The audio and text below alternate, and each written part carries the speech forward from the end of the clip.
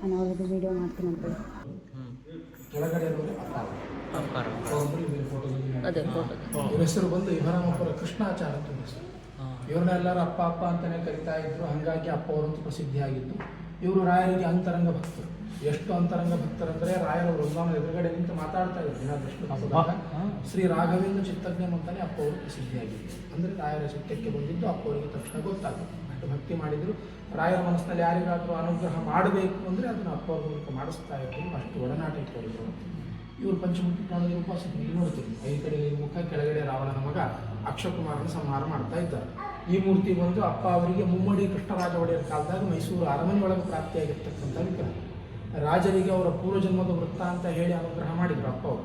ಆಗ ರಾಜರು ಕೇಳ್ತಾರೆ, ಸ್ವಾಮಿ ನಮ್ಮ ಸಮಾಗಮಕ್ಕೆ ಒಂದು ಗುರುತಾಗಿ ಏನಾದರೂ ಒಂದು ಸ್ವೀಕಾರ ಮಾಡ್ರಿ, ಏನು ಕೊಡಲಿ ಅಂತ ಕೇಳಿದಾಗ ಈಶಾನ್ಯ ದಿಕ್ಕಿಗೆ ಪಟ್ಟದ ಆನೆ ಕಟ್ತಿದ್ರು ಅರಮನೆ ಒಳಗೆ. ಆ ದಿಕ್ಕಿನ ಮೂಲೆಯೊಳಗೆ ಒಂದು ಆಳು ಹೋಗುವಷ್ಟು ತೋಡು, ಅಲ್ಲಿ ನನ್ನ ಸ್ವಾಮಿ ತಾನ ಅದನ್ನು ಕೊಡು ಅಂತ ಕೇಳ್ತಾರೆ. ಅವಾಗ ಅಲ್ಲಿ ತೋಡಿದಾಗ ಸಿಕ್ಕಿರ್ತಕ್ಕಂಥ ಮೂರ್ತಿ ಅದನ್ನು ನೋಡಿದಾಗ ರಾಜರಿಗೆ ಮತ್ತೆ ಪ್ರಶ್ನೆ ಬಂತು. ಎಲ್ಲೋ ಭೂಗರ್ಭದಾಗಿದ್ದಂಥ ಒಂದು ಮೂರ್ತಿ ತಮ್ಮ ಜ್ಞಾನ ದೃಷ್ಟಿಗೆ ಮಾತ್ರ ಗೊತ್ತಾಗ್ಯದಂದರೆ ಇದು ಎಲ್ಲಿಂದ ಬಂತು, ಯಾರು ತಂದಿಟ್ಟು, ಸ್ವಲ್ಪ ವಿಚಾರ ತಿಳಿಸ್ಕೊಡ್ರಿ ಅಂತಂದು. ಆಗ ಮತ್ತೆ ವಿವರಣೆ ಕೊಡ್ತಾರೆ. ಏನಪ್ಪ ಅಂದರೆ ದ್ವಾಪಾರದೊಳಗೆ ಪಾಂಡವರು ಪೂಜೆ ಮಾಡಿರ್ತಕ್ಕಂಥ ವಿಗ್ರಹ. 12 ವರ್ಷ ವನವಾಸದಾಗಿದ್ದಾಗ ಪೂಜೆ ಮಾಡಿದರು. 13ನೇ ವರ್ಷ ಅಜ್ಞಾತವಾಸಕ್ಕೆ ಬಂದಾಗ 1 ವರ್ಷ ನಾವಿರೋದು ಕಷ್ಟ ನಿತ್ಯ ಪ್ರಾಣದೇವರ ಪೂಜೆ ಹಿಂಗಪ್ಪ ಅನ್ನೋ ಪ್ರಶ್ನೆ ಬಂತು ಅವರಿಗೆ. ಆಗ ನಮ್ಮಲ್ಲಿ ಶಾಸ್ತ್ರ ಹೇಳ್ತದೆ, ಸನ್ನಿಧಾನ ಇರ್ತಕ್ಕಂಥ ಯಾವುದೇ ವಿಗ್ರಹಗಳಾಗಲಿ ಅದನ್ನು ಭೂಗರ್ಭದಾಗಿಟ್ಟಾಗ ಯುಗಾಂತರದಲ್ಲಿ ಅದರ ಸನ್ನಿಧಾನ ಹಾಗೆ ಕಾಪಾಡಿಕೊಂಡು ಬರ್ತದೆ ಅಂತ. ಅದರ ಪ್ರಕಾರ ಏನು ಮಾಡ್ತಾರೆ, ಅಜ್ಞಾತವಾಸದಾಗ ಪಾಂಡವರದನ್ನು ಭೂಗರ್ಭದಾಗಿಟ್ಟರು. ಕ್ರಮೇಣ ಕುರುಕ್ಷೇತ್ರ ಆಯಿತು, ಯುಗಗಳೇ ಕಳೆದು ಅರಮನೆ ಸ್ಥಾಪನೆ ಆಯಿತು. ಅಪ್ಪ ಅವರಿಗೆ ಹರಿಪ್ರೇರಣೆ ಆದಾಗ ರಾಜರಿಗೆ ಅನುಗ್ರಹ ಮಾಡಿದ್ದನ್ನು ಪಡ್ಕೊಂಡು ಬಂದರು. ವಿಶೇಷವಾದ ಉಪಾಸನೆ ಮಾಡ್ತಾ ಇದ್ದರು ಪ್ರಾಣದೇವರು. ಆ ಉಪಾಸನೆಯ ಪ್ರಭಾವದಿಂದ ಎಷ್ಟು ಪ್ರಾಬಲ್ಯತೆ ಪಡ್ಕೊಂಡಿದ್ರು ಅಂತಂದರೆ ಸಂತಾನಕ್ಕೆ ವಿಶೇಷ ಅನುಗ್ರಹ ಮಾಡೋದು. ಇಲ್ಲಿ ನಂದವಾರ ಅಂತೇಳಿ 5 ಕಿಲೋಮೀಟ್ರಿಗೆ ಒಂದು ಊರು ಬರ್ತದೆ. ಅಲ್ಲಿ ದೇಸಾಯರಿಗೆ ಮದುವೆಯಾಗಿ 28 ವರ್ಷ ಆಗಿತ್ತು, ಮಕ್ಕಳಾಗಿದ್ದಿಲ್ಲ. ಅವರಿಗೆ ಸಂತಾನಕ್ಕೆ ಅನುಗ್ರಹ ಮಾಡಿದಾಗ ಅವರು ಕೇಳಿದರು, ಸ್ವಾಮಿ ನನ್ನ ವಂಶನೇ ಉದ್ಧಾರ ಮಾಡಿದಿರಿ, ಏನು ಕೇಳಿದ್ರು ಕೇಳ್ರಿ ಕೊಡ್ತೀನಿ ಅಂದಾಗ ಈ ಸುತ್ತಲೂ ಜಮೀನೆಲ್ಲ ಅಪ್ಪ ಅವ್ರ ಸ್ವಂತ ಭೂಮಿ ಇದ್ದು, ಬರೀ ಹೊಲ ಗದ್ದೆ ಅಷ್ಟೇ ಇತ್ತು, ಏನು ಇದ್ದಿದ್ದಿಲ್ಲ. ಇಲ್ಲಿ ಜಾಗ ನನಗೆ ಪ್ರಶಾಂತವಾಗದ ಪೂಜೆ ಮಾಡಲಿಕ್ಕೆ ಒಂದು ಮಂದಿರ, ಪಾಠ ಪ್ರವಚನಕ್ಕೆ ಒಂದು ಮಂಟಪ ಕಟ್ಟಿಸ್ಕೊಡು ಅಂತ ಕೇಳ್ತಾರೆ. ಒಳಗಿದ್ದ ಗರ್ಭಗುಡಿ ಇದು ಮತ್ತು ಆ ಮಂಟಪ ಕಟ್ಟಿಸ್ಕೊಡು ಅಂತ ಕೇಳಿದಾಗ ದೇಸಾಯರು ಹೋದರು. ಎಲ್ಲಿ ಅಂದರೆ ತುಂಗಭದ್ರಾ ಸ್ಟೇಷನ್ ಆದ ತಕ್ಷಣ ರಾಂಪುರ ಅಂತ ಒಂದು ಊರು ಬರ್ತದೆ. ಅಲ್ಲಿ ನದಿ ದಂಡಿಗೆ ಕಲ್ಲಿನ ಕಂಬಗಳೆಲ್ಲ ತೆಗಿತಾ ಇತ್ತು. ಈ ಗುಡಿ ಗೋಪುರ ಮಂಟಪಕ್ಕೆಲ್ಲ ಹಿಂಗೆಲ್ಲ ತೆಗೆಸೋದೆಲ್ಲ ಆದ ಮೇಲೆ ಅಲ್ಲಿಂದ ಇಲ್ಲಿ ತರಬೇಕೆಲ್ಲ ಕಟ್ಟಲಿಕ್ಕೆ 200 ವರ್ಷದ ಹಿಂದೆ ಟ್ರಾನ್ಸ್ಪೋರ್ಟೇಷನ್ ವ್ಯವಸ್ಥೆ ಏನೂ ಇಲ್ಲ. ಏನು ಮಾಡಲಿ ಸ್ವಾಮಿ ಅಂತ ಹೇಳಿ ದೇಸಾಯರು ಬಂದರು ಅಪ್ಪ ಅವ್ರ ಹತ್ರ. ಆಗ ಹೇಳಿದರು, ಅಪ್ಪ ಅವರು ಏನು ಯೋಚನೆ ಮಾಡಬೇಡ, ಒಂದೊಂದು ಕಂಬದ ಮೇಲೂ ಇಬ್ರಾಂಪುರ ಅಪ್ಪ ಅವರು ಅಂತ ಹೇಳಿ ಬರೆದು ನದ್ಯಾಗ ಹಾಕಿ ನಾನು ತಗೊತೀನಿ ಅಷ್ಟೇ.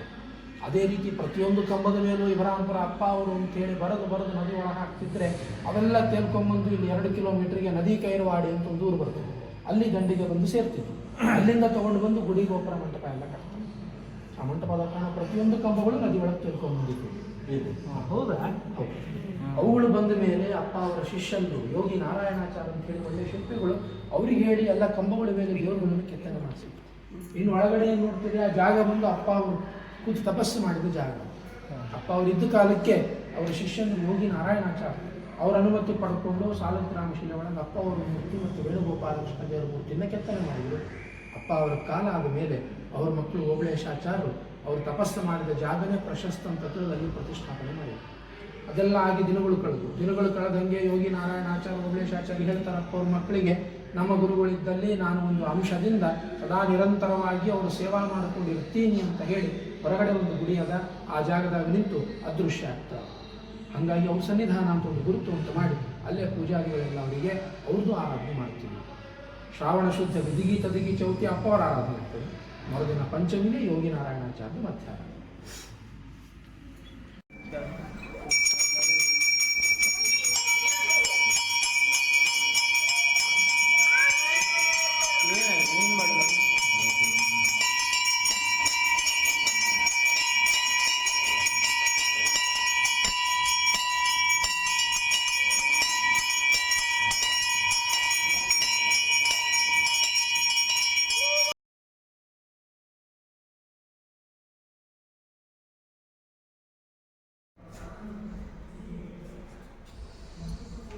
ಅದರ ನಂಬರ್